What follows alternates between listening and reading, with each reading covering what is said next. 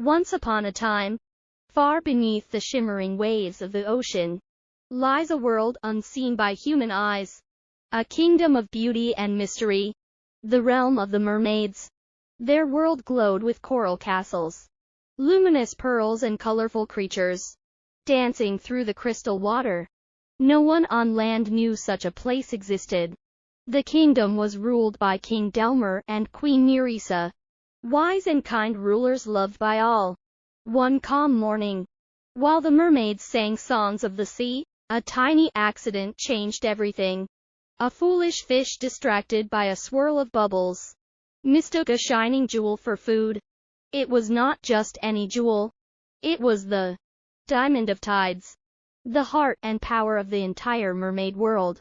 The moment the fish swallowed it, the diamond's magic flickered, and the ocean trembled. Sirens wailed through the water. The sacred diamond was gone. The mermaids panicked.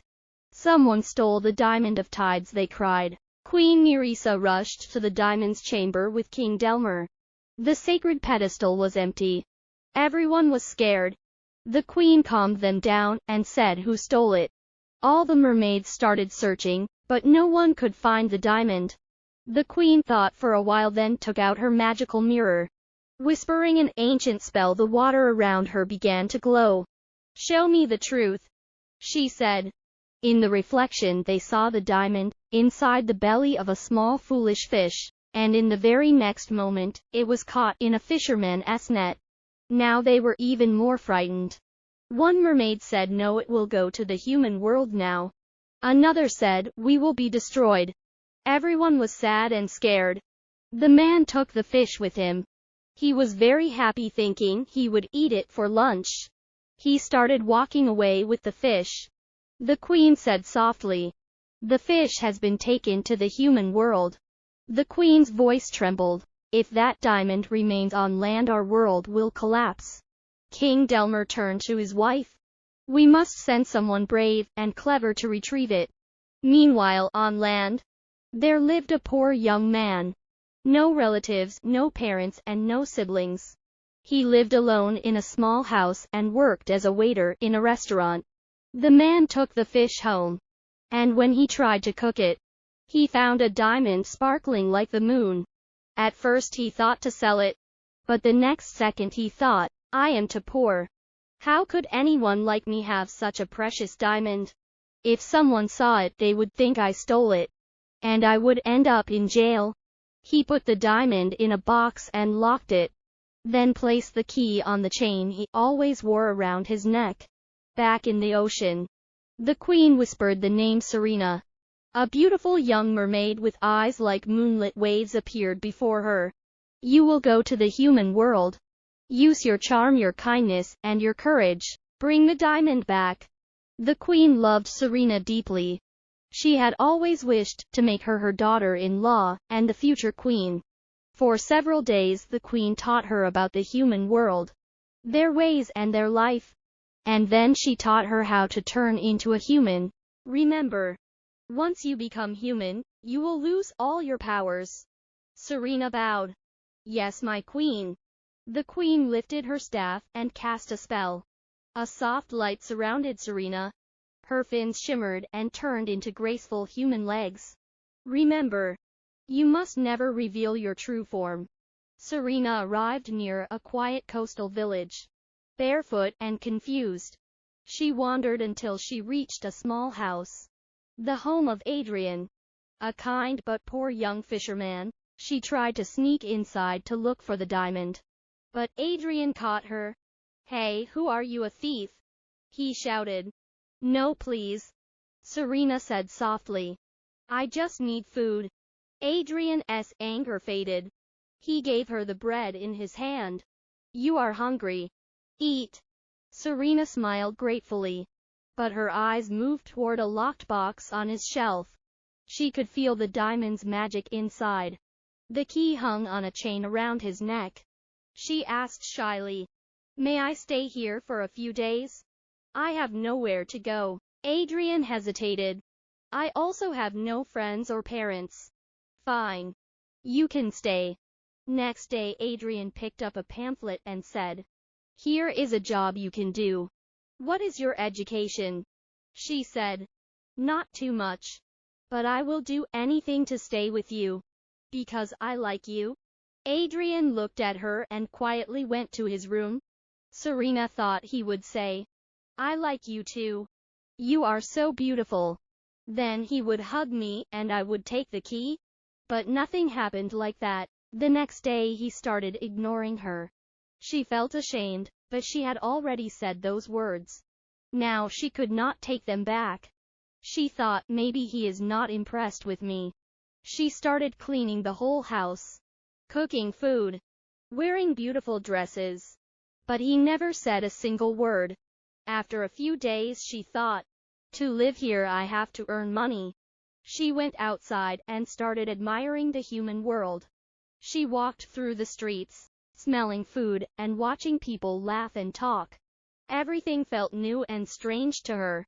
She went to the market and saw a woman about to be hit by a car. Serena quickly ran to her and grabbed her just in time. The woman thanked her for saving her life. She gently asked, What are you going to buy today? Serena said, My name is Serena and I am looking for a job.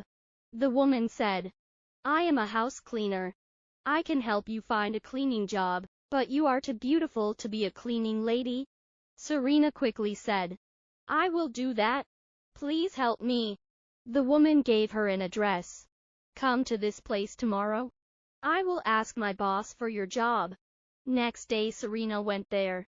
The boss looked at her and hired her. She started working with all her heart. She cleaned rooms, washed clothes, and helped the woman in every task. When she returned home she cleaned and cooked for Adrian. Hoping to impress him, she even gave her first salary to Adrian, smiling softly and saying, This is for you. Adrian looked at her with surprise. He did not know what to say, but deep inside something gentle began to grow in his heart. One day while Adrian was asleep, Serena used the Queen's mirror to learn his story. She saw that his aunt had stolen his parents' fortune when he was a boy. The next day Serena told him the truth. Adrian asked, How do you know? She said, I am working in a house. You remember the woman who took me there and helped me find a job? That old lady told me she once worked for a kind couple many years ago. They were very nice and had a little child, but one day in a car accident they died. The next day a woman appeared claiming to be their relative. She took care of the boy and his home. But later she changed everything. She took all the property for herself and threw the poor child out of the house. That is why I left that home. Then Serena opened a box filled with pictures of the couple and their son. The box given by that lady. She said, That boy was you, Adrian. The next day Adrian confronted his aunt. He reclaimed his parents' property and became wealthy again. Over time he fell deeply in love with Serena and asked her to marry him. Serena was torn. She loved him too, but she needed the diamond to save her world. She agreed to marry him, hoping to find a way. On their wedding night, as Adrian slept, Serena quietly removed the key from his neck, unlocked the box, and took the diamond. She looked at him one last time. Tears filled her eyes, and she returned to the ocean, her heart heavy with guilt. The next morning Adrian woke and found her gone, the diamond missing. He fell to his knees and cried, Did you ever love me, Serena? Underwater Serena restored the diamond of tides. The sea lit up in colors unseen before.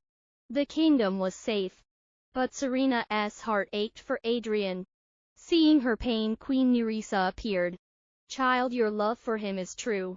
I grant you this mirror and your magic. You may walk among humans again, whenever you wish. Serena thanked the queen and returned to the shore. She begged Adrian to listen. Please let me explain. Adrian looked away. I wish your words were true.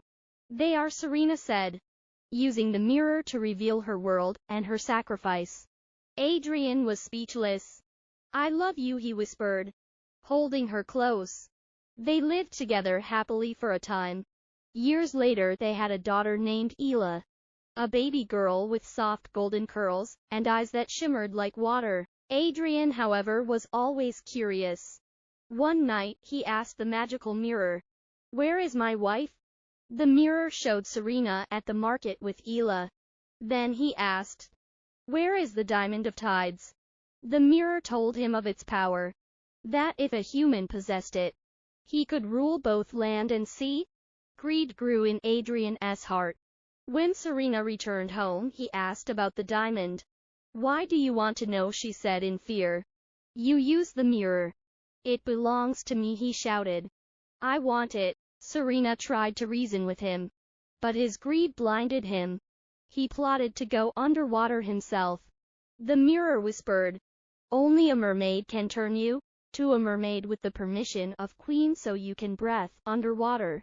Adrian apologized and pretended he only wanted to visit her world. Serena believed him and asked Queen Nerissa for permission to visit with her husband and daughter. The queen agreed, curious to see their child. Using her magic necklace, Serena turned all three of them into mermaids. Adrian was amazed. "I can breathe underwater," he laughed. The mermaid kingdom welcomed them warmly, but Adrian remembered his plan. On the last day, he asked to see the diamond. "I only want to see the jewel that brought me love."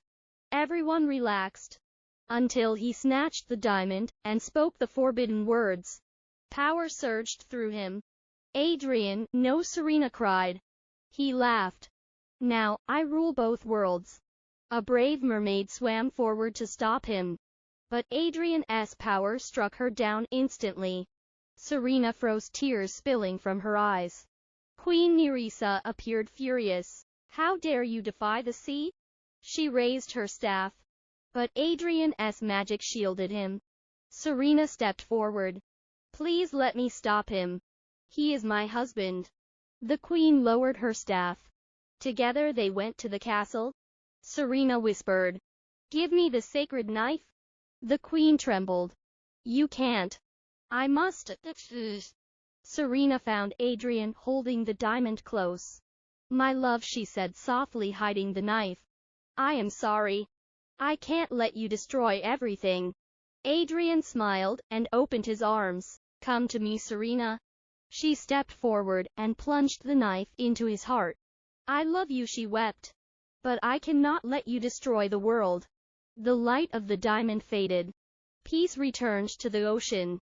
Serena cried over his lifeless body. A great wave lifted him and carried him to the shore. Days turned into weeks.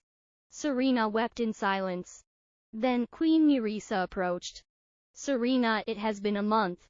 Your daughter cannot survive underwater much longer. The spell that lets her breathe will soon fade." Serena nodded sadly. "Then, I will go with her." "You cannot," said the queen gently. "You broke our laws once. You must stay." That night, Serena swam to the surface. She saw a small fishing boat with a kind couple inside. While they looked away, she placed baby Ela in a basket of fish, kissed her forehead, and whispered, "Forgive me, my child." When the couple discovered the baby, they were overjoyed, having no children of their own. They took her home and raised her with love. Serena returned to the ocean.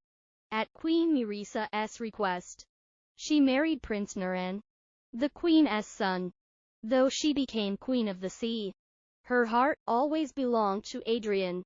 Often, she swam to the surface to watch her daughter from afar, happy to see Ela growing strong and loved.